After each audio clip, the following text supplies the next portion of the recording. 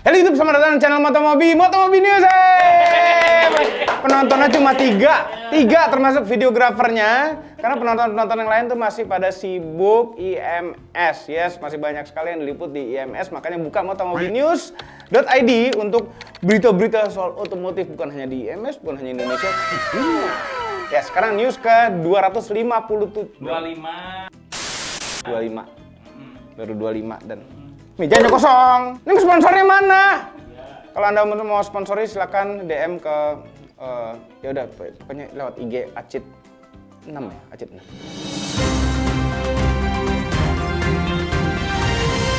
Berita pertama. Ya, ini adalah mobil yang sebenarnya paling kami tidak suka di dalam IMS pada video Mobi. Mobil yang paling tidak favorit di booth-booth di IMS yang bersama dengan Bung Fitra. Mobilnya ini Suzuki Espresso. Ya. Tapi ternyata di Espresso yang dipamerkan di IMS itu ternyata ada perbedaan daripada Espresso yang biasanya kita lihat. Ya, yang tadinya kita pikir nggak laku ternyata laku, banyak juga yang beli ya kan. Nah ternyata mesinnya sudah berubah dari K10B menjadi K10C ya, masih sama 3 silinder 998 cc, nggak nyampe 1000 cc, 2 cc lagi 1000. K10C itu sudah menggunakan teknologi dual jet. Yes, ini jet ini maksudnya ada 2 injektor di setiap silindernya. Nah sama kayak di Grand Vitara. Grand Vitara itu kan K15C. Nah, C-nya itu dia berubah menjadi dual injektor setiap dua injektor per silinder. Nah, fungsinya itu agar lebih hemat sebenarnya. Jadi bisa lebih presisi penyemprotan bahan bakar gitu. Jadi ini kayak gini nih, Suzuki itu bagus loh. Dia pintar bikin mesin kecil-kecil, detail ya, pengapiannya bisa sesempurna itu sehingga kami bikin Jimny menjadi turbo sampai sekarang tuningannya nggak beres-beres. Ya, karena sulit sekali, ternyata detail sekali itu yang namanya Suzuki ECU-nya, komputernya tuh rumit. Bukan rumit sih sebenarnya, lebih detail dia ininya, tuningnya. Nah, kompresinya K10C ini menjadi 12:1, jadi lebih besar kompresinya. Nah, transmisinya masih 5 speed manual dan pilihan lainnya adalah AGS yang enak banget. Favorit banget ya pakai AGS. Nggak tahu, karena ini tuh market India, buat Indianya suka. Tapi ada plusnya sih AGS. AGS itu adalah mesin manual biasa yang diotomatikkan, pakai robot ngoper giginya dan injek koplingnya. Nah itu sebenarnya kehematan yang dihasilkan bisa seperti kehematannya manual transmission tanpa harus injek kopling dan ngoper gigi. Itu plusnya. Minusnya jadi ada maintenance yang namanya plat kopling. Jadi maintenance normal pada manual transmission tuh ada di AGS.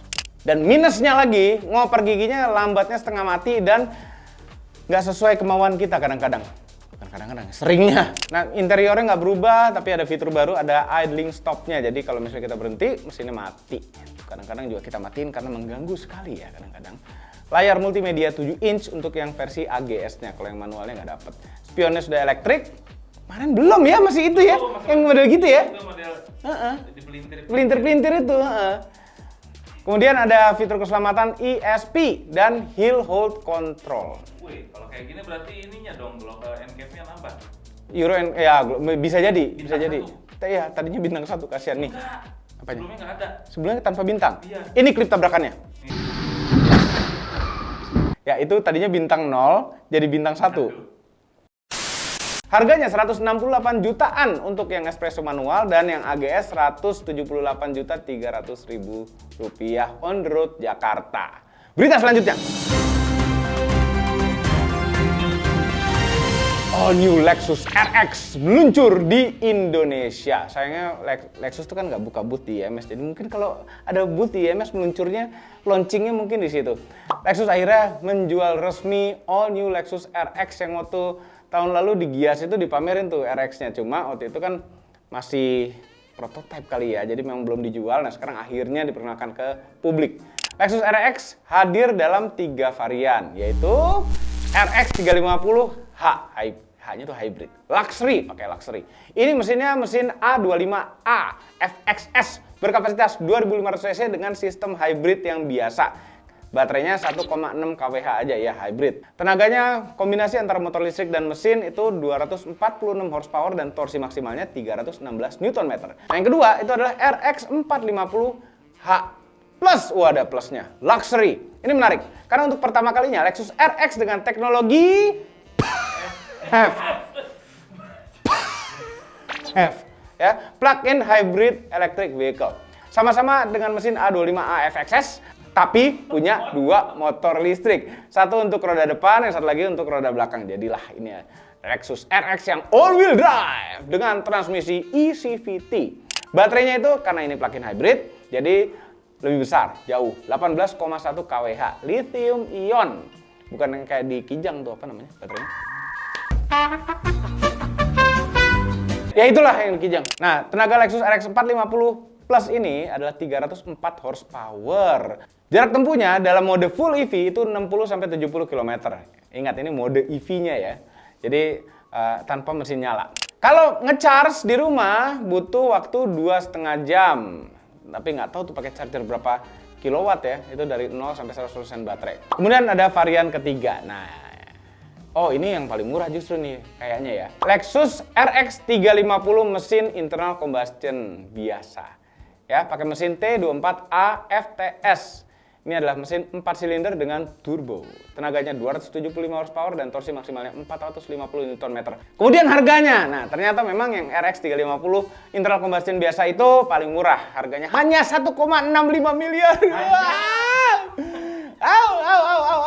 Kemudian untuk RX 350 hybrid itu 1,7 miliar dan RX 450 Plus itu 1,87 miliar. Ini nggak terlalu jauh beda loh, 1,7 miliar dengan 1,87 dengan baterai yang jauh lebih besar dan plug-in hybrid. Hah? Mendingan yang langsung aja yang RX 450 Plus.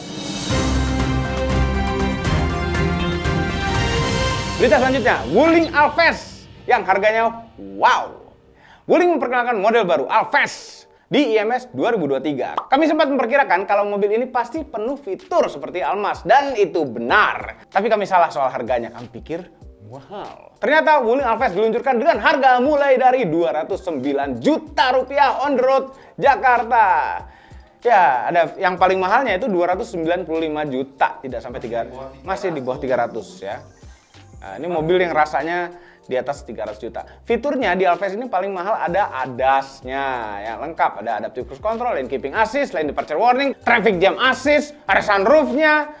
Walaupun kecil, tapi tetap pakai sunroof. Intinya hampir semua yang ada di Almas itu ada di Alphest. Sayangnya, mesinnya itu hanya 1500 cc naturally aspirated dengan tenaga yang biasa saja. 105 horsepower. Pelan. Mudah-mudahan irit. Udah nyoba belum? Test drive nggak kemarin? Udah. Pelan nggak? Biasa aja. Biasa aja? Nggak pelan amat juga? Pelan amat. Oke. Mudah-mudahan irit ya. Transmisinya itu CVT untuk tipe EX dan CE. Manual 6 speed untuk tipe SE. 6 speed manualnya loh. Yang gini 6 speed. Iya, makanya. Interiornya memang tidak terlalu istimewa, tapi ya oke lah harganya segitu. Instrumen clusternya TFT 7 inch. Nah, tapi hanya di tipe EX. Sementara untuk yang CE mengecil menjadi 3,5 inch. Kemudian Alphest yang paling bawah hanya dibekali jarum biasa, analog. Kemudian jok kulitnya, nih dilanjutin oleh Mamang. Kulit. Ini adalah tipe X yang paling tinggi. Dia pakai kulit-kulitan seperti ini. Sedangkan yang di bawah-bawahnya itu pakai yang fabric. Enak nggak duduknya? Enak.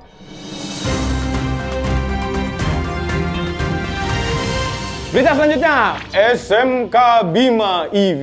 Yes, diperkenalkan ke publik. Mungkin Anda sudah bosan mendengarnya karena setiap video isinya begitu, thumbnailnya begitu, ini itu. SMK semuanya. Ya, tapi ya kenyataannya sekarang ada di IMS, ya ada mobilnya dan bisa dibeli. Ya nggak tahu nyampainya kapan, katanya inden soalnya. Iya, Ya. 2 bulan ya? Nggak tahu 2 bulan apa berapa bulan gitu. Tadinya kami tertarik yang EV-nya, cuma kok agak kemahalan.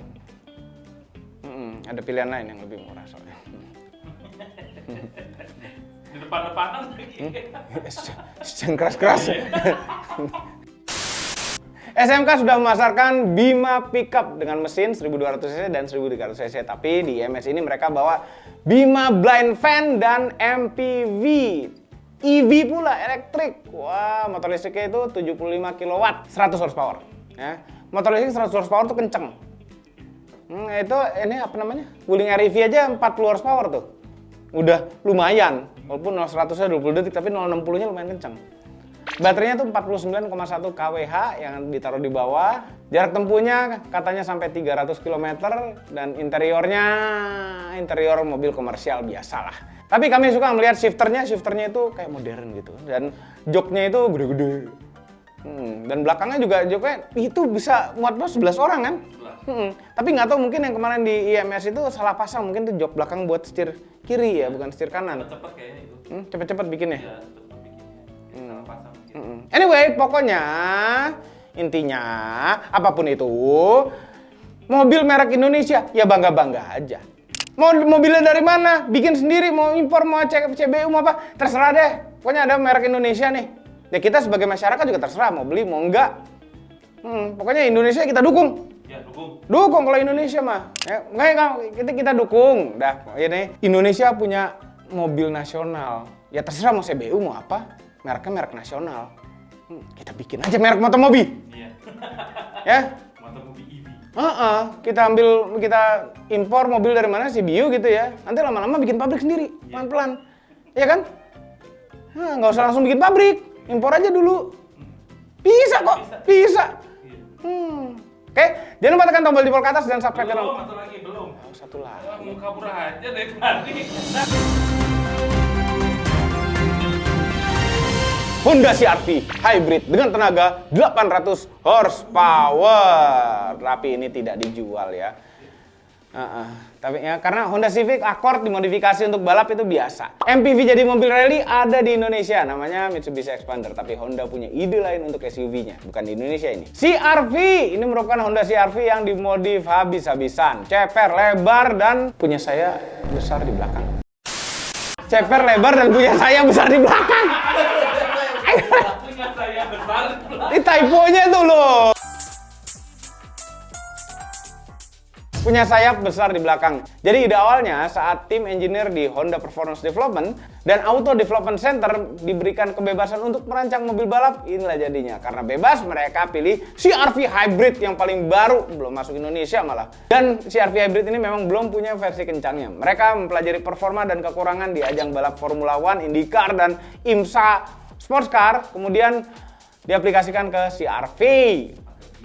Gila, ini terlalu gila. Hal pertama yang disiapkan, rekonstruksi bodi dan pengurangan bobot. Jadi dipangkas habis-habisan, interiornya bongkar habis.